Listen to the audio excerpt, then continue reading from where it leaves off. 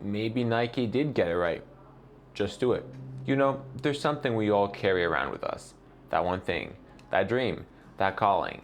For some of you, it's starting that business you've been thinking about for years. For others, it's signing up for that marathon, even though you haven't run in months. Maybe it's launching a YouTube channel, writing that book, or finally having that difficult conversation you've been avoiding. We all have that one thing. And if we're honest with ourselves, those dreams can feel so distant, like they're meant for other people. People who are more qualified, more prepared, more something. But here's what I've learned, and what I need you to hear today. Dreams without a plan will forever remain dreams. Think about that for a second. You can have the most beautiful vision in the world. You can journal about it, talk about it with your friends, even pray about it. But if it stays locked in your head, if you never take that first step, it dies there. And that's a tragedy. Now, as believers, we know that God calls us to put our faith in Him. And I get it, taking that first step can feel absolutely daunting. It feels like standing on the edge of a cliff, looking down with no idea what's at the bottom.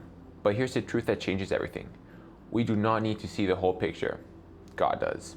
Think about it like this. Imagine you're standing 2 inches away from a massive painting. All you can see is a few brushstrokes. Some blue here, some dark shadows there. It doesn't make sense. It looks messy, maybe even chaotic.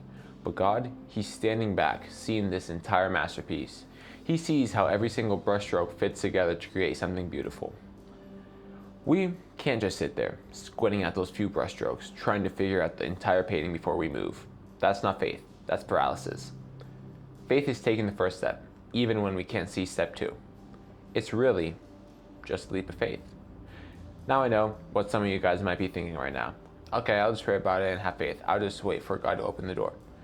And yes, prayer is absolutely essential. But here's where we sometimes get it twisted. This doesn't mean to just say, I have faith, and then do nothing. You have to walk the talk. God gave you gifts and skills for a reason. That creativity, that analytical mind, that ability to connect with people, those aren't accidents.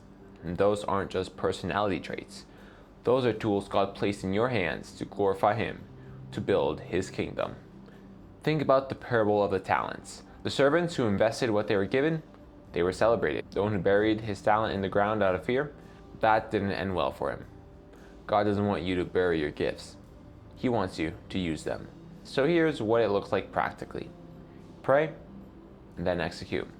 Pray for wisdom, pray for direction, pray for courage, but then take the step.